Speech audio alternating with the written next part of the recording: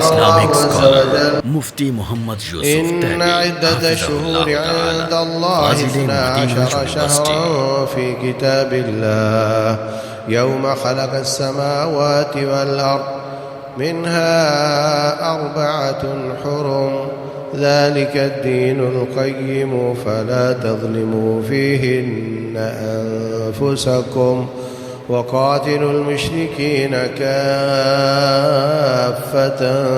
كما يقاتلونكم كافة واعلموا أن الله مع المتقين.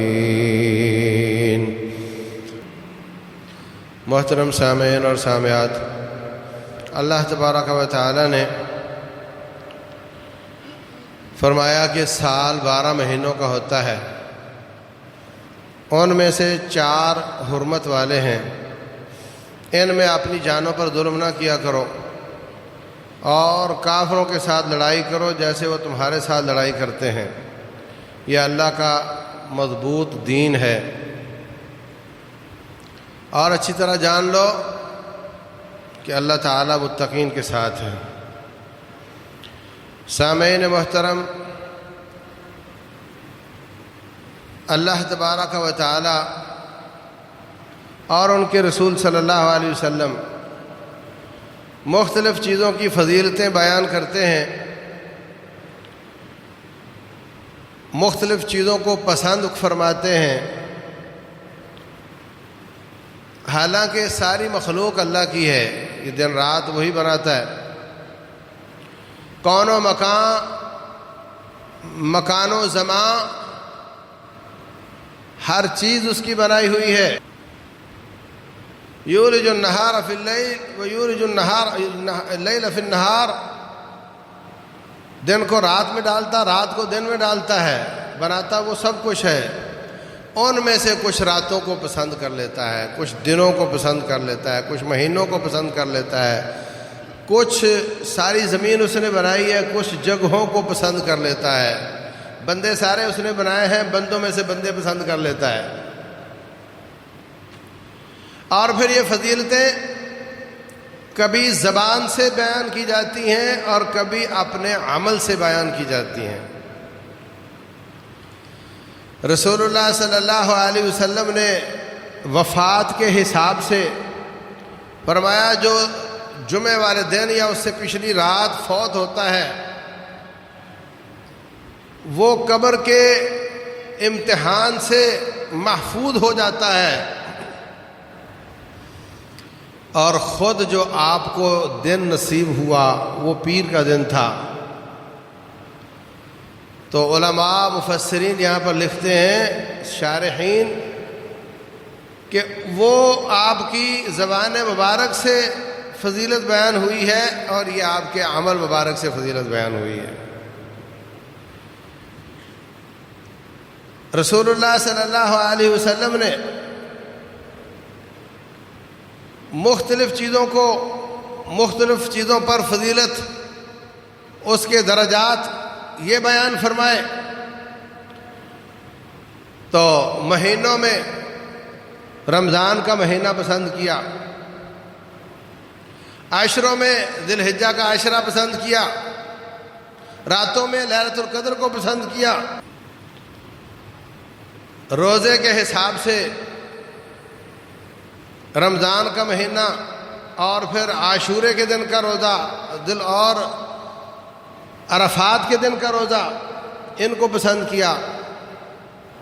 انبیاء میں اللہ تبارک و تعالیٰ نے آدم علیہ السلام کو پسند کیا، پھر اس کے بعد نوح علیہ السلام، پھر ابراہیم علیہ السلام، پھر ان کی اولاد سے موسیٰ اور عیسیٰ علیہ السلام، اور پھر حضرت ابراہیم علیہ السلام کی اولاد سے رسول اللہ صلی اللہ علیہ وسلم کو پسند فرمایا۔ حدیث شریف میں آتا ہے اللہ تعالیٰ نے آدم کی اولاد سے قریش کو پسند کیا، قریش سے ہاشم کو پسند کیا، اور ہاشم سے مجھے پسند کیا۔ ابراہیم علیہ السلام کو اللہ نے اپنا خلیل بنانا پسند کیا۔ تلک الرسل فضلنا بعضهم علی بعض، جن کا میں نے 5 کا تذکرہ کیا، یہ اولو العزم ہے۔ فاصبر کما صبر اولو العزم من الرسل. آیات میں سے آیات کو پسند کیا، صورتوں میں سے صورتوں کو پسند کیا. سارے قرآن کی افضل ترین سورت سورہ فاتحہ ہے. اگلا درجہ سورہ اخلاص کا ہے، اور آیتوں میں سب سے افضل ترین آیت آیت الکرسی ہے. قرآن سب رب کا کلام ہے. آپ نے کلام سے کلام کو پسند کیا. ایک خطیب کی بات دوسرے خطیب سے اچھی ہو جاتی ہے، ایک خطیب کی اپنی بات اپنی دوسری بات سے اچھی ہو جاتی ہے. ایک خطیب بڑا اچھا ہے، ایک جگہ پر اس سے تقریر اچھی صادر نہیں ہوتی، وہی خطیب دوسری جگہ پر اچھی تقریر کر لیتا ہے. تو کلام کو کلام پر فضیلت، دنوں کو دنوں پر، زمانوں کو زمانوں پر، مکانوں کو مکانوں پر. پوچھا گیا نبی صلی اللہ علیہ وسلم سے پوچھا گیا کہ ساری زمین میں سب سے افضل ٹکڑے کون سے ہیں؟ ای البلاد افضل یا رسول اللہ. آپ نے فرمایا، آپ نے خاموشی اختیار کی. وہی آئی، فرمایا احب البلاد الی اللہ مساجدها. زمین تو ساری رب کی ہے، مگر اس میں سے زیادہ افضل رب کے پسندیدہ ٹکڑے وہ ہیں جس میں مسجد بن جاتی ہے، اور سب سے برے ٹکڑے وہ ہیں جن پہ دکان بن جاتی ہے. تو پھر مسجدوں میں بھی 3 مسجدیں افضل ہیں: بیت المقدس، مسجد نبوی اور بیت اللہ الحرام. اور ان تینوں میں سے بھی افضل وہ مسجد حرام ہے. فرمایا اس میں ایک نماز پڑھیں تو 1,00,000 نماز کا اجر ملتا ہے. اللہ تعالیٰ ہم سب کو وہاں جانے کی توفیق دے. تو عزیز بھائیوں، ان فضیلتوں کو لڑانا نہیں چاہیے آپس میں. سارے گھر اللہ کے ہیں، اور بیت اللہ وہ اللہ کا گھر ہے، اس کا نام بیت اللہ ہے. باقی سارے ہیں، سارے بیت اللہ، مگر نام ان کا بیت اللہ نہیں ہے. اسی طرح شعیب علیہ السلام کی اونٹنیاں سب رب کی ہیں. کہا ناقۃ اللہ و سقیاہا، اللہ کی اونٹنی. اسی طرح مہینے سارے اللہ کے ہیں، اور محرم کو کہا شہر اللہ المحرم. اور عاشورے کے دن کو کہا صحیح بخاری میں انہ یوم من ایام اللہ، یہ اللہ کا دن ہے. حالانکہ دن سارے اللہ کے ہیں. تو کوئی نہ کوئی فضیلت کسی نہ کسی نام پہ اللہ تعالیٰ لگا دیتا ہے. رسول اللہ صلی اللہ علیہ وسلم بھی لگا دیتے ہیں. اس کا معنی یہ نہیں ہوتا کہ یہ اللہ کا مہینہ ہے تو باقی مہینے اللہ کے نہیں ہیں، وہ بھی رب کے ہی ہیں، لیکن یہ فضیلت اس کے نام ہو گئی. آپ سے پوچھا گیا 4 مہینے حرمت والے مہینے ہیں، ان میں افضل کون سا ہے؟ سنن نسائی کبریٰ میں ہے. فرمایا وہ والا مہینہ ہے جس کو تم محرم کہتے ہو. تو حرمت والے مہینوں میں افضل مہینہ حرمت والا، جس کا نام ہی محرم یعنی حرمت والا ہے. اس کا نام ہی حرمت والا ہے. اور یہ ساری فضیلتیں حسین بن علی رضی اللہ عنہما کی شہادت سے کم از کم 50-55 سال پہلے بیان ہوئی ہے.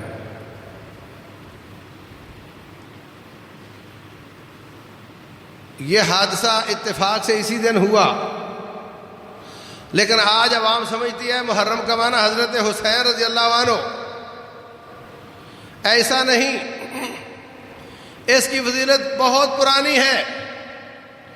مسند احمد میں ہے کہ حضرت نوح علیہ السلام کی قوم پر عذاب آیا. حضرت نوح علیہ السلام ایک کشتی میں اپنے ساتھیوں کو لے کر بیٹھ گئے. طوفان آیا، طوفان تھم گیا، کشتی جودی پہاڑ پر آ کر رک گئی. تو جس دن رکی تھی وہ عاشورے کا دن تھا.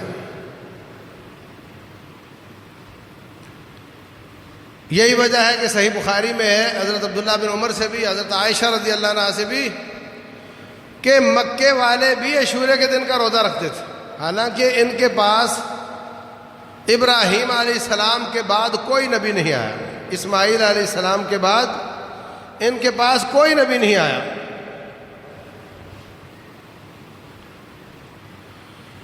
اور یہ روزہ رکھتے تھے. جاہلی معاشرے میں عاشورے کا دن کا روزہ رکھا جاتا تھا، اور نبی صلی اللہ علیہ وسلم بھی مکہ میں ہوتے ہوئے عاشورے کا دن کا روزہ رکھتے تھے. اسی دن موسیٰ علیہ السلام کو اللہ تبارک و تعالی نے ان کی قوم کو فرعون سے آزادی دلوائی.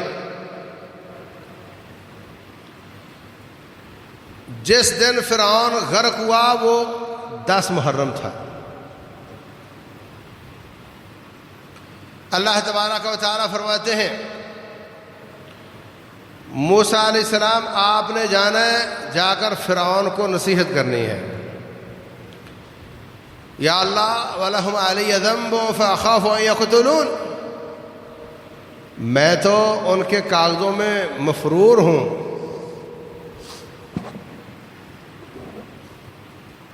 میں تو اس سے بچ بچا کر وہاں جا کر رہنا چاہ رہا تھا، اور آپ فرما رہے جانا ہی سیدھا اس کے پاس ہے تو وہ تو مجھے مروا دے گا. فرمایا ایسا نہیں، میں آپ کی حفاظت کروں گا. پھر کہا میری تو زبان ٹھیک طریقے سے نہیں چلتی، آپ ہارون کو بھی نبی بنا دیں. کہا ٹھیک ہے، وہ بھی نبی بن گئے. دونوں کو حکم دیا اذهبا الى فرعون انه طغى، دونوں فرعون کے پاس جاؤ، وہ سرکش ہو گیا ہے. فقولا له قولا لینا، نرم لہجے میں بات کرنی ہے. لعلہ یتذکر او یخشی، شاید وہ نصیحت حاصل کر لے، نصیحت پکڑ لے اور ڈرنے لگ جائے. آپ کا کیا خیال ہے؟ اللہ تبارک و تعالیٰ کیا فرما رہا ہے؟ جا کر ان کو کیا کہنا ہے؟ روٹین تو یہی ہے کہ اس کو جا کر یہی کہیں گے کہ تو رب بنا ہوا ہے، تو رب نہیں ہے، لہذا حقیقی رب کا تو ماننے والا بن جا، اور ہم اس رب کے رسول ہیں، ہماری اطاعت قبول کر لے، کلمہ پڑھ لے، مسلمان ہو جا. لیکن اللہ تبارک و تعالیٰ نے اس مقام پر جو فرمایا، انہوں نے جا کر کیا دعوت دی؟ وہ دعوت یہ ہے اِنَّا رَسُولَ رَبِّكَ فَأْتِيَاهُ فَقُولَا، جاؤ جا کر اس کے پاس اس کو کہو اِنَّا رَسُولَ رَبِّكَ، ہم تیرے رب کے رسول ہیں. اس کی ربوبیت کی نفی بھی ہو گئی، اپنا تعارف بھی ہو گیا. پھر فَأَرْسِلْ مَعَنَا بَنِي إِسْرَائِيلَ وَلَا تُعَذِّبْهُمْ، ہمارے ساتھ بنی اسرائیل کو روانہ کر دے، ان کو عذاب دینا چھوڑ دے، ان کو غلام بنانا چھوڑ دے، ان کے بچوں کو ذبح کرنا چھوڑ دے. قَدْ جِئْنَاكَ بِآیَةٍ مِّن رَّبِّكَ، ہم تیرے رب کی نشانی لے کر آئے ہیں. وَالسَّلَامُ عَلَىٰ مَنِ اتَّبَعَ الْهُدَىٰ، سلام اس پر جو ہدایت کی پیروی کرتا ہے. موسیٰ علیہ السلام کو اللہ تبارک و تعالیٰ نے قوم کی آزادی کا پروانہ دے کر بھیجا. جاؤ جا کر تحریک آزادی کا آغاز کرو. قوموں کی آزادی انبیاء کی بعثت کا مقصد ہوا کرتا ہے. رسول اللہ صلی اللہ علیہ وسلم مکہ میں تشریف لائے. مکے والوں نے آپ پر اور آپ کے ساتھیوں پر عرصہ حیات تنگ کر دیا. آپ نے ان کو حبشہ جانے کی اجازت دی. حبشہ والے مسلمان تھے کیا؟ ہاں، اسلام تو یہاں پیدا ہو رہا ہے، وہ کیسے مسلمان ہو گئے؟ وہ عیسائی تھے. وہاں کیوں جانے کی اجازت دی؟ اس لیے کہ مکے کی نسبت وہاں گھٹن کم ہے، مکے کی نسبت وہاں پہ آزادی زیادہ ہے. یہاں جینے نہیں دیتے، وہاں جینے دیں گے. ہجرت آزادی کے لیے، دین بچانے کے لیے. اور جب مدینے کا آپشن آ گیا، مدینہ میں جا کر دیکھا یہاں تو جینے کا حق بھی ہے اور اسلام کی تبلیغ کا حق بھی ہے، تو یہاں ہماری ذات بھی آزاد ہے، ہمارا دین بھی آزاد ہے. تو حبشے والوں کو بھی مدینہ بلا لیا. تو کام کی آزادی یہ بہت بڑی نعمت ہوا کرتی ہے. ذات کی اور دعوت اللہ کے کام کی آزادی، جہاد فی سبیل اللہ کی آزادی، یہ بہت بڑی نعمت ہوا کرتی ہے. تو حضرت موسیٰ علیہ السلام نے بھی آزادی کا نعرہ لگایا، رسول اللہ صلی اللہ علیہ وسلم بھی ساتھیوں کو لے کر آزادی کی طرف گئے جہاں پہ آپ کو زیادہ کام کی آزادی. تو واقعتاً یہ آزادی کا دن بہت بڑی نعمت ہے. مدینہ آئے، یہودیوں کو دیکھا، عیسائیوں کو دیکھا، وہ بھی 10 محرم کا روزہ رکھ رہے تھے. فرمایا تم کیوں رکھتے ہو؟ کہنے لگے اس دن اللہ تعالیٰ نے ہمارے نبی کی قیادت میں ہمارے بڑوں کو آزاد کیا تھا، فرعون کو تباہ کیا تھا. فرمایا آنا اولا بموسیٰ منکم، میں تم سے زیادہ قریب ہوں موسیٰ علیہ السلام کے. فصام یوم عاشوراء وامر بصیامہ، اس دن آپ نے عاشورے کے دن کا روزہ رکھا اور سب کو کہا کہ تم بھی رکھا کرو. اتنا سخت آرڈر دیا، صحیح بخاری میں ہے، پورے علاقے میں منادی کرنے والے بھیج دیے، خبردار جو جو ناشتہ کر چکا ہے وہ اس کے بعد شام تک کچھ نہ کھائے، اور جس نے ناشتہ نہیں کیا وہ اس کو روزہ بنائے، حتیٰ کہ بچوں کو بھی کچھ نہ کھلاؤ. صحیح بخاری میں ہے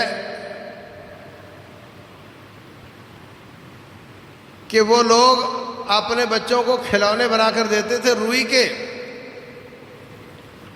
اون کے کھلونے بنا کر دیتے تھے. بچہ روٹی مانگتا، دودھ مانگتا تو اس کو اس کے ساتھ کھلاتے تھے تاکہ کھیلتا رہے اور شام تک کا وقت گزر جائے.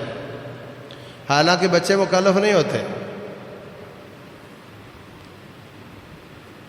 9 سال تک رسول اللہ صلی اللہ علیہ وسلم نے یہ روزہ رکھا مدینہ میں آنے کے بعد، اور اس کا حکم بھی دیا، اس کی فضیلت بھی بیان کی. فرمایا جو عاشورے کا روزہ رکھتا ہے اللہ تعالیٰ اس کے 1 سال کے گناہ معاف کرے گا. عاشورے کے دن کا روزہ الگ سے فضیلت بیان کی اور پورے محرم کی الگ سے فضیلت بیان کی. فرمایا افضل الصیام بعد رمضان صیام شہر اللہ المحرم، رمضان کے بعد سارے سال میں افضل روزے محرم کے روزے ہیں. ابھی ہم نے پچھلے مہینے عرفات کے دن کا روزہ رکھا، تو سارے سال میں رمضان کے بعد افضل روزہ محرم کا ہے. تو اس میں کہا تھا 2 سال کے گناہ معاف ہوں گے، اس میں کہا 1 سال کے گناہ معاف ہوں گے. بظاہر یہ لگتا ہے کہ وہ روزہ زیادہ افضل تھا، اور یہاں آ گیا کہ سارے سال کے روزوں سے محرم کے روزے افضل ہیں رمضان کے بعد. تو ہو سکتا ہے گناہ معافی کے حساب سے وہ افضل ہو اور باقی وجوہات کی وجہ سے یہ افضل ہو، لیکن نبی صلی اللہ علیہ وسلم کی باتوں کو آپس میں لڑانا نہیں، فضیلتوں کو لڑانا نہیں. فضیلتیں اسی طرح ہوتی ہیں، کسی صحابی کو افضل قرار دے دیا کسی خوبی میں، جبکہ وہی خوبی اوروں میں بھی موجود ہے. اس بات کو بھی سمجھ لو. فرمایا امین هذه الامہ، اس امت کا امین ابو عبیدہ بن جراح ہے رضی اللہ عنہ. بڑی بات ہے، امت کا امین. تو کیا حضرت علی، ابو بکر، عمر یہ امین نہیں ہیں؟ یہ بھی امین ہے. ان کے نام امانت لگا کر ان کی فضیلت بیان کر دی، جبکہ باقی بھی امین ہیں. ہم کہہ سکتے ہیں ابو بکر صدیق امین ہے، عمر بن خطاب امین ہیں، عثمان اور علی امین ہیں رضی اللہ عنہم، لیکن فضیلت کا لفظ ان کے لیے بول دیا گیا، باقیوں کی امانت کی نفی نہیں. اسی طرح حضرت علی رضی اللہ عنہ کے بارے میں فرمایا جس کا میں دوست اسی کا علی دوست. اے اللہ، جو علی سے دوستی رکھے تو اس کے ساتھ دوستی رکھنا، جو علی سے بغض رکھے تو اس کے ساتھ بغض رکھنا. اب یہ دوستی والی فضیلت حضرت علی رضی اللہ عنہ کے نام لگا دی، جبکہ یہ فضیلت باقیوں میں بھی موجود ہے. آپ کہہ سکتے ہیں جس کا علی دوست اسی کا میں دوست، جس کا ابو بکر دوست اسی کا میں دوست، جس کا میں دوست اسی کا عمر دوست. کہہ سکتے ہیں. کیا ہم تصور کرتے ہیں کہ نبی صلی اللہ علیہ وسلم کا دشمن ہو اور ان صحابہ کا دوست ہو نہیں سکتا. جس کا نبی دوست علیہ الصلوۃ والسلام اسی کا یہ علی دوست، اسی کا یہ ابو بکر دوست، اسی کے سب دوست. یہ فضیلت سب پر فٹ آتی ہے، لیکن یہ فضیلت حضرت علی کے نام لگا دی رضی اللہ عنہ. باقیوں کی اس صفت کی نفی نہیں کی. اور فرمایا اللہ جس سے علی دوستی کرے اس سے تو دوستی کرنا. بہت بڑی بات ہے. لیکن اس کا یہ معنی لینا کہ علی کو علی نہیں کہا کرو، علی کو علی مولا کہا کرو، اس لیے کہ نبی صلی اللہ علیہ وسلم نے مولا کا لفظ استعمال کیا. مولا کا معنی دوست بھی ہوتا ہے، مولا کا معنی غلام بھی ہوتا ہے، مولا کا معنی آقا بھی ہوتا ہے. نعم المولا و نعم النصیر دوست کے معنی میں ہے. اللہ مولانا ولا مولا لکم یہ آقا کے معنی میں ہے. اور حضرت بلال کو رسول اللہ صلی اللہ علیہ وسلم مولانا بلال کہتے تھے.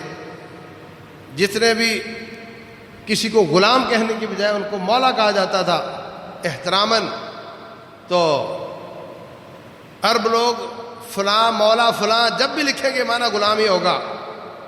تو میرے عزیز بھائیوں، جب ایک لفظ کے دو مطلب بنتے ہوں تو پھر قرآن کی ہدایت یہ ہے کہ وہاں وہ لفظ استعمال کیا جائے جس کے دو مطلب نہ بنتے ہوں. جب ہم کہتے ہیں حضرت علی رضی اللہ عنہ مولا علی ہیں تو بھائی لوگ اس کا معنی آقا لیتے ہیں، ان کو رب کے مقابلے میں کھڑا کرتے ہیں. ایک کہتا ہے اللہ مدد، دوسرا کہتا ہے علی مدد. ایک کہتا ہے اللہ جانے، دوسرا کہتا ہے علی جانے. ایک کہتا ہے یا اللہ، دوسرا کہتا ہے یا علی. تو تیرے اس لفظ کے بولنے سے وہ سمجھتے ہیں کہ انہوں نے بھی حضرت علی کو رب کے مقابلے میں رب مان لیا ہے.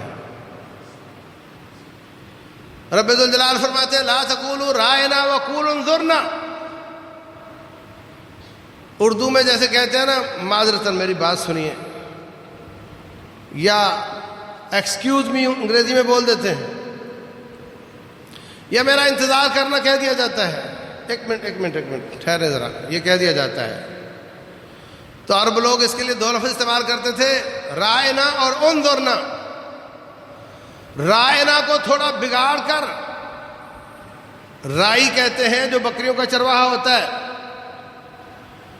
وہ بگاڑ کر بولتے تھے نبی صلی اللہ علیہ وسلم کو زج کرنے کے لیے. رائنا ایک لفظ کو بگاڑ کر دوسرا معنی نکال لیا، اللہ تعالیٰ نے دروازہ ہی بند کر دیا. فرمایا رائنا کا لفظ ہی چھوڑ دو، انظر نہ کہا کرو جس کا دوسرا معنی بنتا ہی نہیں ہے. تو ایسے الفاظ جن کے مطلب زیادہ ہوں اور کوئی اس کا غلط مطلب نکالتا ہو اس لفظ کو چھوڑ دینا چاہیے. تو میرے عزیز بھائیوں، یہ مہینہ اور یہ دن پرانا فضیلت والا ہے، نئی فضیلت اس میں نہیں آئی، اور آپ نے اس کے روزے رکھنے کا حکم بھی دیا، فضیلت بھی بیان کی، سختی بھی کی کہ جس نے ناشتہ کر بھی لیا صبح اٹھ کر وہ بھی اس کو روزہ بنائے۔ پھر اللہ تبارک و تعالیٰ نے رمضان کا حکم نازل کیا، کتب علیکم الصیام کما کتب علی الذین من قبلکم۔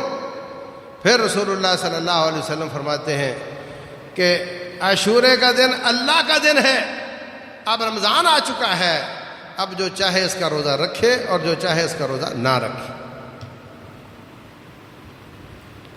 اب بات آ جاتی ہے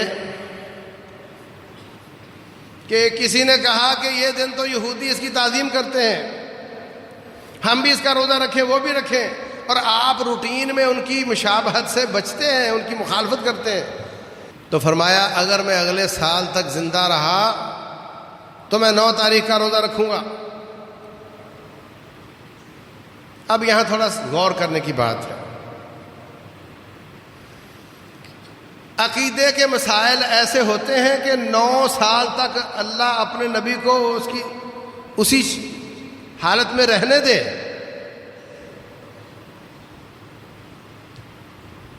کیا خیال ہے آپ کا؟ یہودیوں کی مخالفت کرنا عمل کا مسئلہ ہے یا عقیدے کا مسئلہ ہے؟ کیا عقیدے کا مسئلہ ایسا ہو سکتا ہے کہ 9 سال تک، بلکہ اس سے پیچھے مکہ میں بھی آپ کو اللہ تعالیٰ تنبیہ نہ فرمائے، وضاحت نہ کرے، اصلاح نہ کرے، اور آپ اتنے سال 10 تاریخ کا روزہ رکھتے رہے اور اللہ تعالیٰ خاموش رہے؟ اگر یہ معاملہ اتنا گمبھیر ہوتا تو اللہ تعالیٰ پہلے بیان کر دیا ہوتا۔ اب کسی صاحب نے کہا کہ یہ دن تو مشابہت کا بنتا ہے، تو فرمایا کہ میں اگلے سال 9 کا رکھوں گا۔ تو حافظ ابن تیمیہ، حافظ ابن قیم، حافظ ابن حجر، امام شافعی، امام احمد، بڑے بڑے علماء، انہوں نے یہی سمجھا ہے، شوکانی نے بھی یہی سمجھا ہے رحمہ اللہ جمیعاً، کہ اس کا مطلب یہی ہے کہ جس کی پہلے سے فضیلت بیان ہوتی رہی ہے، جس پر سختی ہوتی رہی ہے، اس کو قائم رکھا جائے اور اس کے ساتھ 9 کا رکھ لیا جائے، تاکہ اس کی خصوصیت ختم ہو جائے روزے کے حساب سے۔ رسول اللہ صلی اللہ علیہ وسلم نے اپنی بیوی سے پوچھا، اس نے جمعے کا دن کا روزہ رکھا ہوا تھا،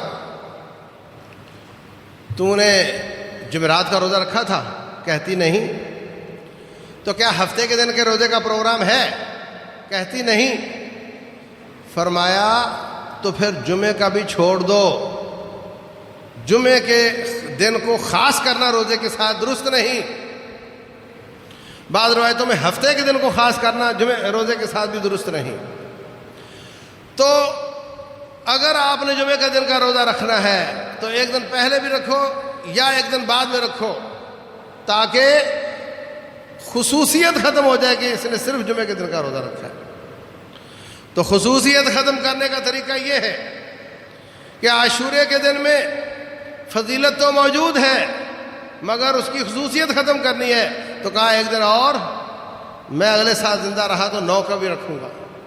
اب یہ وضاحت نہیں فرمائی کہ 9 کا بھی رکھوں گا یا 9 کا ہی رکھوں گا، لیکن سیکوینس یہی بیان کرتا ہے، بتاتا ہے۔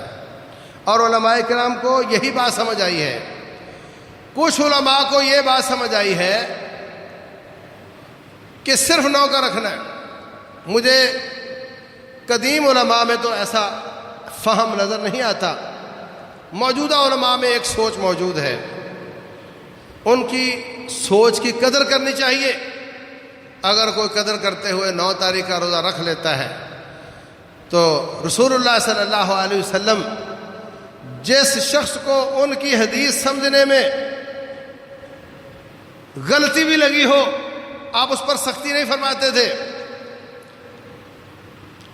تو جس کو یہ سمجھ آئی ہے وہ 9 کا اگر رکھ لیتا ہے تو انشاءاللہ وہ بھی اجر کا مستحق تو ہوگا۔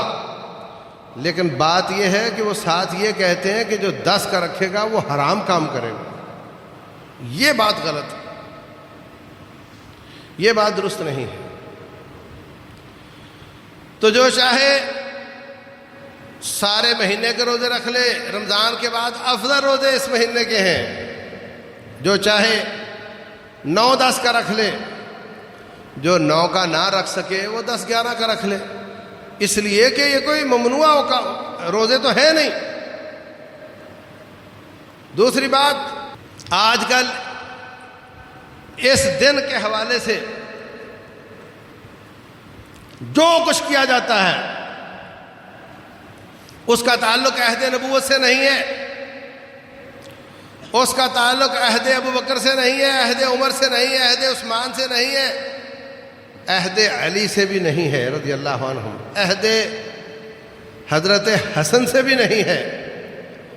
یہ دلگداز واقعہ حسین بن علی رضی اللہ عنہ کا تقریباً 61 ہجری میں پیش آیا۔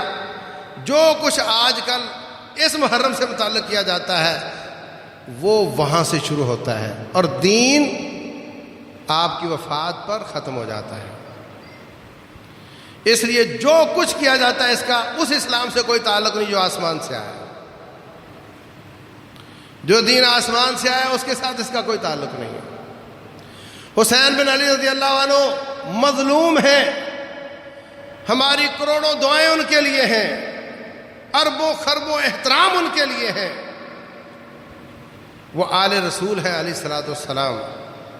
لیکن اس کا مطلب یہ نہیں کہ ہم ان کا نام لے کر اسلام میں ایسی چیزوں کو ڈال لیں جس کا اسلام سے کوئی تعلق نہیں ہے۔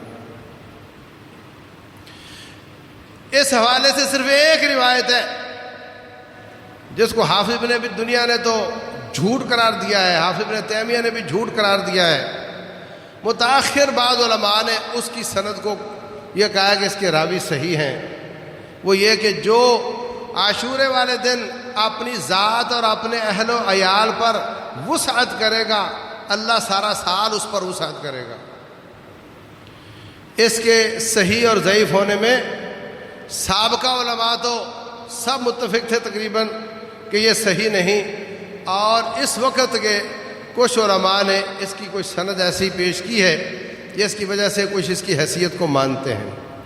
تو اگر اس کی حیثیت کو مان لیا جائے تو وہ آپ کی ذات کی حد تک ہے، آپ کی عیال کی حد تک ہے۔ یہ مطلب نہیں کہ اس دن میں آپ باہر نکل کے لوگوں کو کھلانا پلانا اور یہ سب کو عبادت سمجھنا، کھلانا پلانا، جاؤ سیلاب زدگان کو جا کر کھلاؤ پلاؤ، آج سے شروع کرو۔ لیکن اگر آپ خاص دن کریں گے، اس کی کوئی فضیلت سمجھیں گے اس معنی میں، تو پھر یہ اسلام میں ایسا کام دلیل کے بغیر نہیں ہوتا۔ اس لیے ان دنوں کو روٹین کے ساتھ گزاریں، کسی قسم کی بدعات میں شرکت نہ کریں، اور کوشش کریں کہ ان دنوں کے روزے رکھے جائیں، زیادہ زیادہ روزے رکھے جائیں۔ اللہ تعالیٰ نے موسم بھی اچھا کیا ہوا ہے، جس کے روزے رہ گئے تھے رمضان میں وہ اپنے پورے کرنے کی کوشش کرے۔ اللہ تبارک و تعالیٰ اپنی رحمتوں کے جھونکوں سے فائدہ اٹھانے کی توفیق دے۔ کئی وقت ایسے آ جاتے ہیں، کئی دن، کئی جگہ ایسی آ جاتی ہیں جن میں ہر چیز کا احترام بڑھ جاتا ہے، تو انشاءاللہ ان دنوں میں اللہ تعالیٰ نیکیوں کا وزن بھی زیادہ کرتا ہوگا، اور احترام والے دن ہیں، ان میں گناہوں کا وزن بھی زیادہ ہو جاتا ہے۔ جو لوگ آپس میں ناراض ہیں ان کو چاہیے ان دنوں کی حرمت کی وجہ سے آپس کی ناراضگیاں ختم کر لیں۔ فلا تظلموا فیہن انفسکم، اپنی جانوں پر ظلم نہ کرو۔ عرب لوگ لڑتے بھڑتے رہتے تھے، لیکن ان مہینوں میں بالکل لڑائی نہیں کرتے تھے، اور ہمیں کوشش کرنی چاہیے کہ عربی تاریخ کو یاد رکھیں۔ ہمارے نوجوانوں کو یہ معلوم نہیں، انگریزی تاریخ سب کو یاد ہے، عربی تاریخ یاد نہیں کرتے۔ ہمیں اس کا بھی اہتمام کرنا چاہیے، یہ ہماری ثقافت ہے اور یہ فطری نظام ہے۔ جو شمسی کیلنڈر ہے یہ غیر فطری ہے، ہر 4 سال کے بعد لیب کا سال بنا لیتے ہیں، جبکہ قمری کیلنڈر فطری کیلنڈر ہے، اور پوری دنیا میں ہر جگہ پہ چاند نظر آتا، اور پوری دنیا میں جو ان پڑھ جاہل ہے وہ بھی اس کے مطابق چل سکتے ہیں۔ حضرت عمر بن خطاب رضی اللہ تعالیٰ عنہ نے خط آئے ہوئے دیکھے، کوئی تاریخ نہیں لکھی ہوئی، کیا پتہ اب کا ہے یا پرانا ہے، تو انہوں نے پھر ہجری تاریخ کی ابتدا کی تھی محرم سے، کیونکہ یہ 4 حرمت والے مہینوں میں افضل مہینہ ہے، اور حج گزر گیا، اب اگلا سال شروع ہو رہا ہے، تو اگلے سال کی ابتدا محرم سے ہوتی ہے۔ انہوں نے اس کی تاریخ یہاں سے شروع کی۔ ہمیں اس کا اہتمام کرنا چاہیے اور زیادہ عبادات ان دنوں میں کرنی چاہیے۔ اللہ تبارک و تعالی عمل کی توفیق دے۔ وما علینا الا البلاغ۔